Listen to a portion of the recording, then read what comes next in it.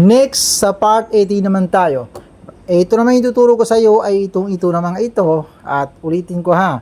Yung sabi ko na ito naman ito na mga letrang magbabounce kung basahin natin, itong jim, dal, or ba, o di kaya ay pa, o di kaya ay qaf.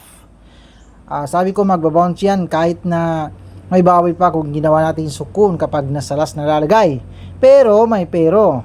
Itong dal at saka ta na ito, halimbawa kapag nagkasunod ang dal at saka ta na may ganyan, sabi ko lahat ng kapag ang letrang may sada o di kaya may sukun ay masasilent ang lahat ng letra sa atras niya na walang bawin.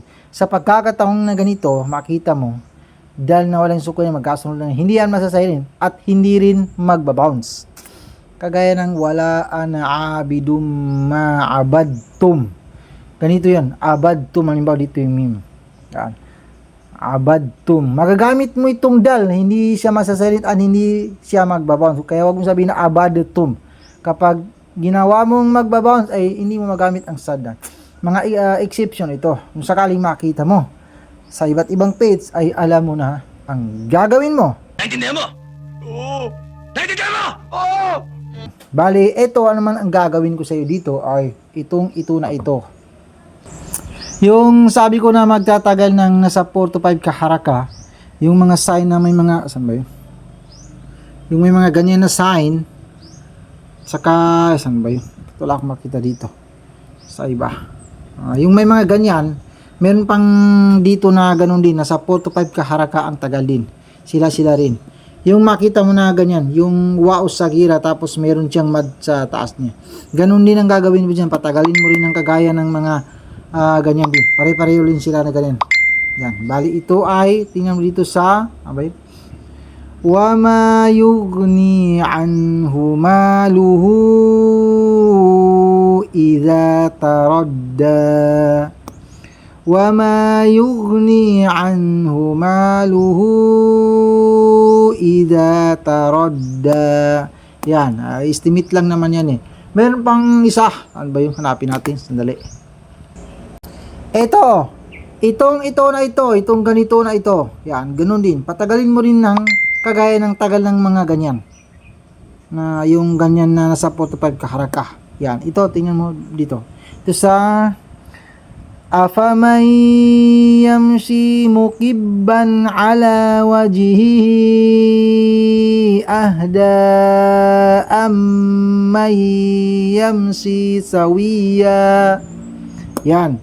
Bali, yung ganyan at saka yung nauna, bali, yan. Bali, kapag nakita mo yan sa iba't ibang page ay alam mo na ang gagawin mo. Naintindihan mo?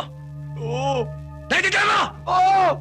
Bali, ito naman yung gagawin natin ay mag-practice tayo bumasa na magagamit natin dito yung naintindihan natin sa mga naunang part mula part, ano ba yung part? Basta yung part na mula ipinakilala ko yung mga letra sa Quran. Bali, siyempre, practice tayo dito. Ganito mag-practice ng magbabasa ng Quran na. Halimbawa, kabisado mo na yung letra. Una, planuhin mo muna kung paano mo ito basahin. Planuhin mo muna kung saan ka hihinto. Siyempre, tuwing makita mo yung may ganitang mga meme na ganyan, halimbawa, antum, pwede ka mag-stop dyan. Ganun kapag makita mong kum, kahit wala pa yung sign na ganyan, pero yung mga sign na ganyan, yan is sign niya na, tama. Ngayon ko lang naisip. Dyan muna tayo. Sandali. Yung ganito na sign, yun. Yung sa pinakita ko niya, ganyan.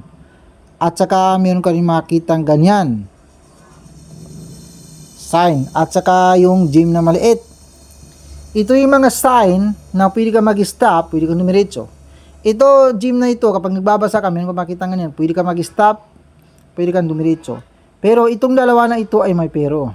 Ganito. Itong ganito, pwede ka mag-stop dito kapag mayroon ka makitang sign na ganyan. Pero mas maganda na dumiretso ka. Yung ganito naman, pwede kang dumiretso pero mas maganda na mag-stop ka kapag ganitong sign ang iyong makikita. Yan. Bali, pero maliban doon kung mag-stop ka, kung mag-diretso ka ay wala namang problema. Ang importante ay alam mo na itong dalawang ito ay may pero. Yan. Balik tayo dito. Bali, maliban sa mga main sign, yan sabi ko, mas maganda na dumiretso ka dito kaysa mag-stop ka kapag ganyan.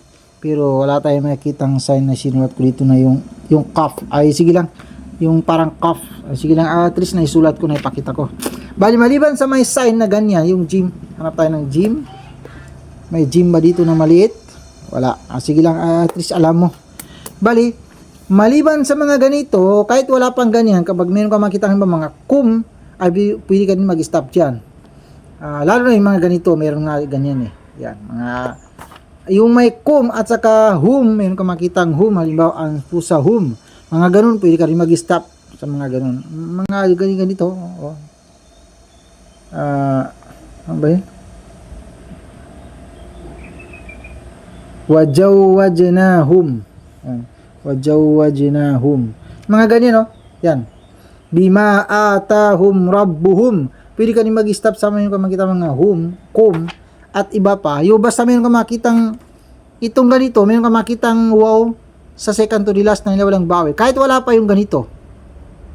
Kapag makita mo center na kahit wala pang ganito, pwede ka mag-stop sa mga ganito. Makita mo. Saan pa ba yung iba? Sige lang. At least meron kang konting idea. Bali, ito. Una, para siyempre, sanayin mo yung sarili mo, ang gagawin natin dyan ay planuin muna natin kung saan tayo mag-stop. Diba? Mula dito, hanggang dito tayo mag-stop. Bali, siyempre, kilalanin muna natin kung anong letra ito. Ito ay alif, ganun yung bawi niya sa taas. Ito ay isang tulok, kaya fa. Bali, ganun pa rin yung bawi niya, kaya pwede mo na ito mabasa na afa. Itong ganito na mayroon ganyan, walang tuldok, ito ay sin. Ito yung bawal niya. Bali, mabasa mo na apasi. Ito naman ay walang tuldok dito, kaya hindi jim. Walang tuldok dito, kaya hindi ito kha. Bali, ito ay ha. Ha. Bali, pwede mo ito mabasa na afasih. Hindi mo masabi na afasiha, siho, sihi, dahil ang bawin niya ay tanwin. Itong ra ay tanwin yung bawin niya.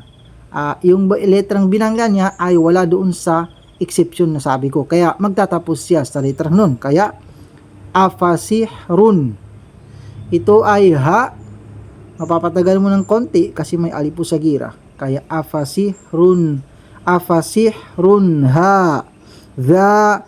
Ito ay dhal. Yan ang bawi niya. Mapapatagal mo dito kasi meron ganyan. Huwag muna natin gamitin yung ganyan na tagal. Huwag muna natin kasi hindi pa ito tawasot. Pinapractice pa lang natin ha. Ito ay alif mim, bali am, bali afasihrun hadha am. Pwede na. Alif nun, ang nun na walang bawil ay consider na sukun, kaya an. Ta mim, kaya antum. Yan. Pwede mo na mabasa na afasihrun hadha am antum. Yan. Next, pwede ka naman patuloy dito. Ito naman ay alif. Patatagalin mo dito sa la kasi may alif nga eh. Ito ay dalawang tulok, kaya ta. Ito ay ba na sukun, kaya la tub. Magbabounce itong ba, kaya b. La tub. Ito ay sod. Ra, may waw na walang bawil, at saka nun. Bali, wag natin gamitin yung bawil na kasi mag-i-stop tayo. Bali, pwede mo na mabasa na ito ay la tub sirun. Bali, ganyan magbasa para mag-practice ba. Bali, nabasa mo na sila, ito ay la tub sirun. Ito ay nabasa mo na afasihrun hadha am antum la tubsirun. Bali, praktisan mo naman, basahin mo siya na diretsuin mo ganun. Bali, afasihrun hadha am antum la tubsirun. Balik-balikan mo yun basahin hanggat sa masanay ka. Yung sa palagay mo hindi na mauutal yung dila mo, ay balik-balikan mo ganun. Afasihrun hadha am antum la tubsirun. Next, dito ka naman. Ito yung tinuro ko sa iyo na kapag ganito ay tingnan mo yung bawil sa pangatlo kung ano yung bawil. Kapag dhamma, ang bawil dito sa pangatlo ay dhamma, ang gamitin mo dito sa alif. Bali ngayon ay hindi dhamma, kaya automatic kasra, kaya ito ay is. Alif, sad, bali is. Lam, ito ay waw na sukun, kaya law. Is law. Itong ha ay may alif dito. Mapapatagal mo dito sa ha kasi may alif na walang bawil dahil walang hindi sukun ito at walang sada, kaya islauha. Itong fa ay diretso ka dito sa sad na sukun, wala na itong alif, kaya fas. Islauha fas. Ito ay ba, ito yung bawi niya, kaya b, fas b.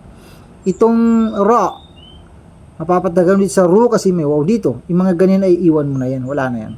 Bali, mabasa mo yun na islauha fasbiru. Bali, ganyan. Bali, kapag nabasa mo, siyempre balikan mo yan para isanay mo yung sarili mo. Afasihrun hadha am antum la tubsirun.